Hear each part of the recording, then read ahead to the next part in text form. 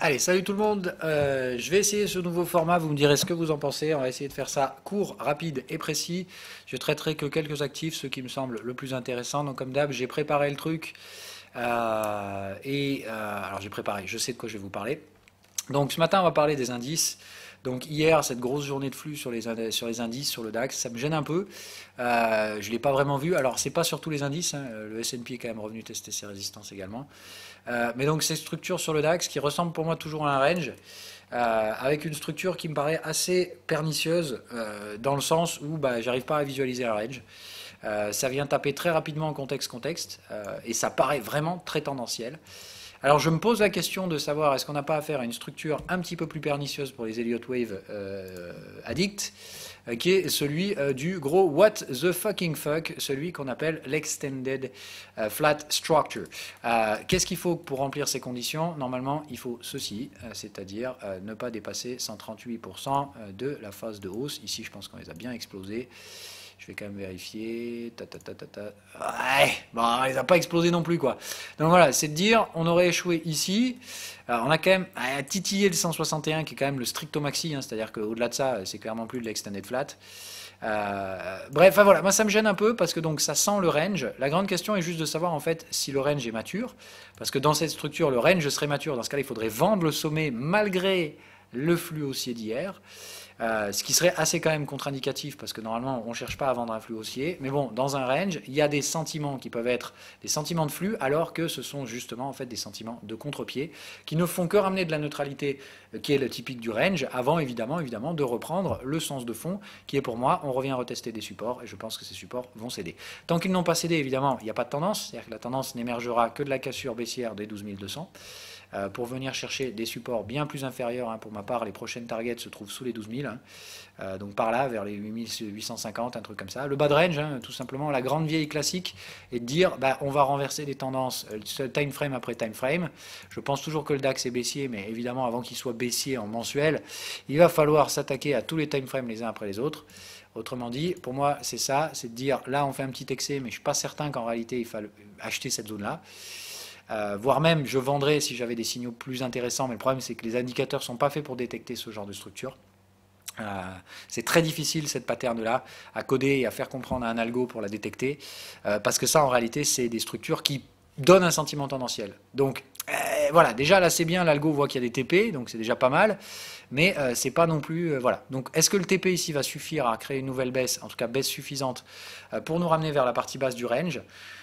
J'ai tendance à penser que oui, pour plusieurs raisons, hein, parce que hier, effectivement, il y a plusieurs actions qui ont été leaders parmi des publications de résultats qui ont été plutôt bonnes pour le DAX. En tout cas, c'était plutôt positif hier, et c'est surtout que sur le tableau, tout était positif. Même Deutsche Bank. Voilà, Deutsche Bank, hier, s'est offert 3,5, et ce matin, c'est moins 4. Donc, c'est de vous dire, déjà, voilà, ça ne se passe pas non plus tout noir, tout blanc. Enfin, voilà, c'est plutôt contrasté. Donc, est-ce que ce contraste va ramener un ensemble de flux baissiers vers les supports majeurs, les supports hebdomadaires, ceux qu'on a traités en juin? Ça fait quand même loin, hein. Bon, c'est pas la fin du monde non plus, hein, mais ça fait une petite chute de 5%. On va la sentir passer, quoi, alors que les marchés n'ont plus aucune volatilité. Même chose sur les indices américains. Qu'est-ce qu'on fait là? Moi je pense que là la phase de range est beaucoup plus visible, hein. Là c'est juste le gros range what the fuck ABC, gros flat avec retracement de 76%. Donc c'est très rare qu'on retrace autant sur un flat. Normalement un flat ça retrace 50%. Hein. Je vous donne les règles comme ça. Hein. Quand on retrace dans ce genre de structure, normalement un flat c'est typiquement la structure la moins retraçante, c'est-à-dire elle fait 50% et voilà. Et normalement un flat on repart dans le sens de la tendance. Bon là en gros on a fait un flat plus plus, merci la Fed, évidemment. Toujours pareil, hein, c'est Fed et Trump, il n'y a plus que ça qui fait impact dans ces marchés actuellement. C'est un peu fou, mais c'est la thématique. Je pense toujours qu'on va aller rechercher le FIBO 23% des horizons de temps H4 et aller probablement glisser en dessous puisqu'on a donc un gap ici.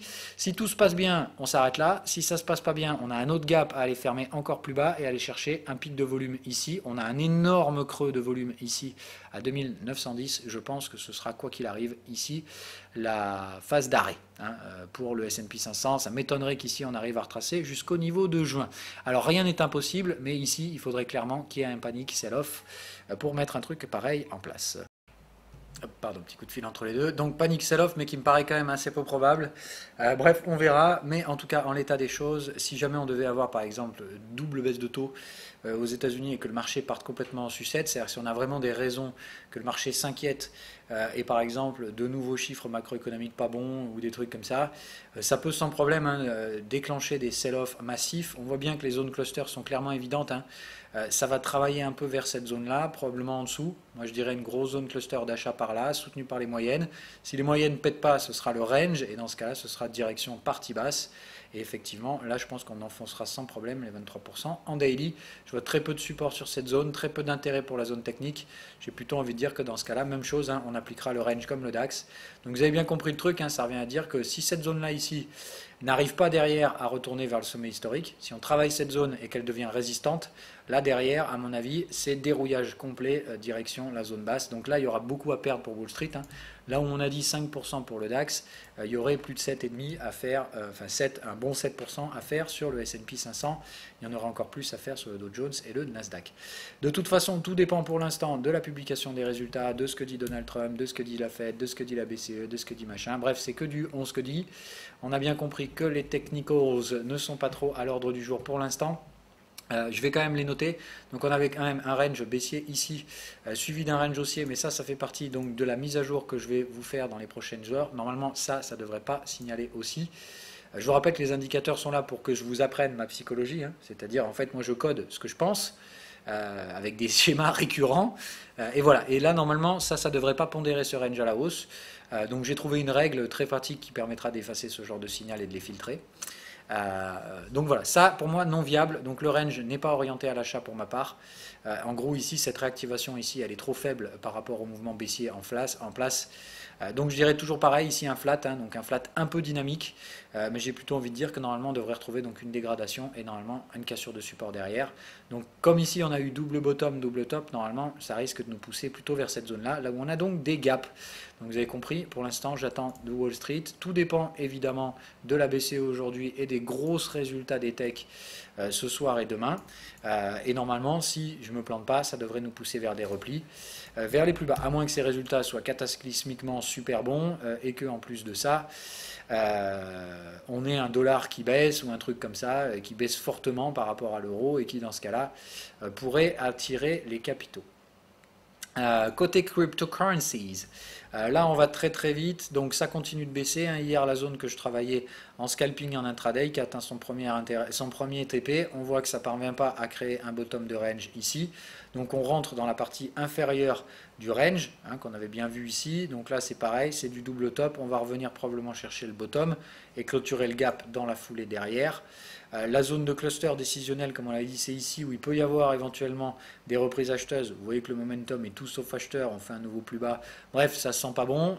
Plutôt des signaux de tendance. Là, vous voyez, le surachat n'est pas payé. On commence à entamer des overloads. Hier, on aurait pu avoir un petit quelque chose de bullish si on avait réussi à casser au moins le canal de tendance. C'est pas le cas, il continue d'accélérer. Donc ici, j'ai envie de dire, en horaire, on a cette petite target à aller traiter en 15 minutes, mais à mon avis, à part former un range 15 minutes, ça ne va pas faire grand chose de plus. Donc je dirais, voilà, essayez de voir la formation d'un range 15 minutes, mais je pense que normalement derrière, on va continuer. Donc digérer ici quelques jours, mais probablement un jour ou deux maxi. Vous vous foutez en 15 minutes et vous attendez de voir une structure de range.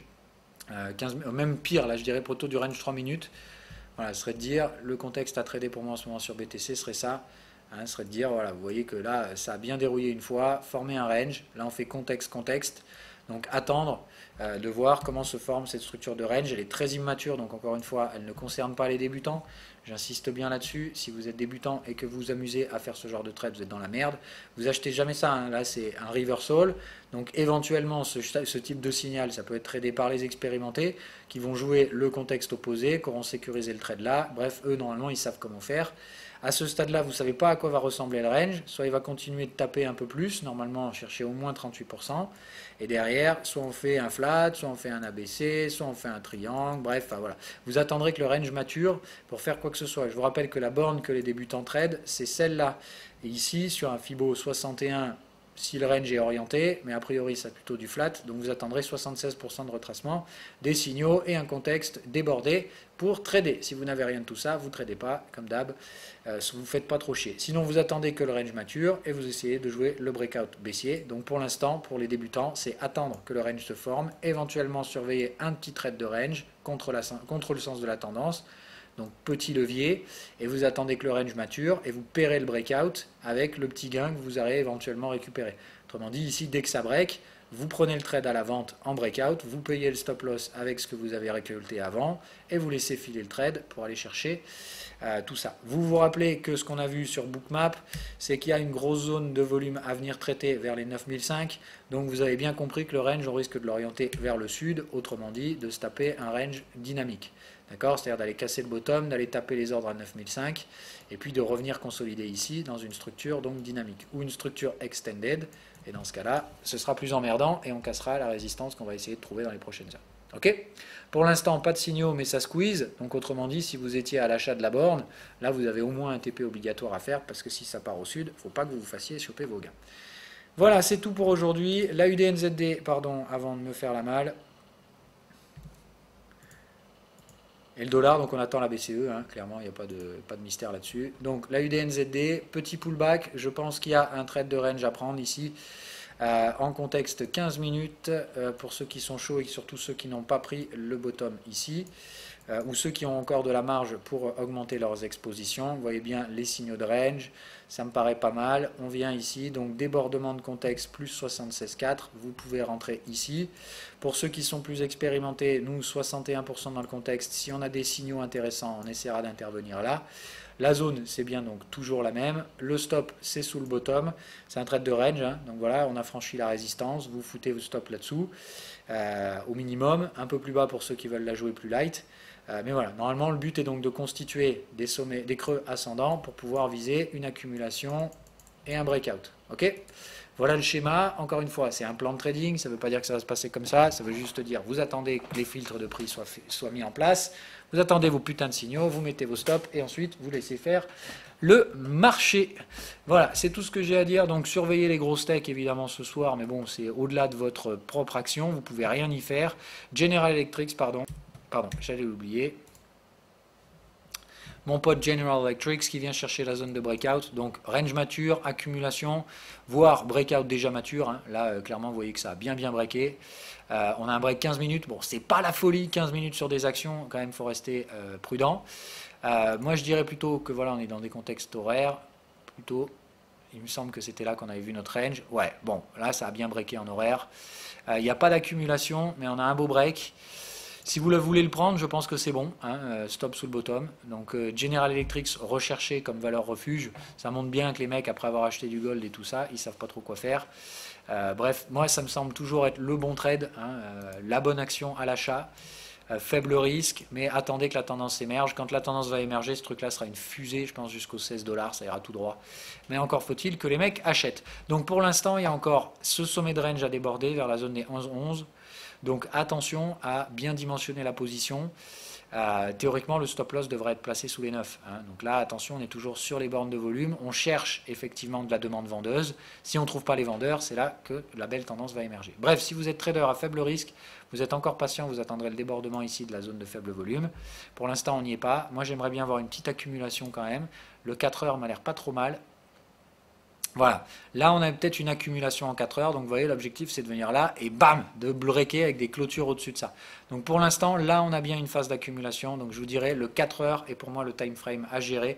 La moyenne est toujours orientée à la baisse, donc attention à ça, hein. Ça peut être des breakouts qui font des pullbacks et des trucs comme ça, là genre ça break et ça revient, donc gardez des stops relativement larges, comme la moyenne est toujours fortement orientée à la baisse.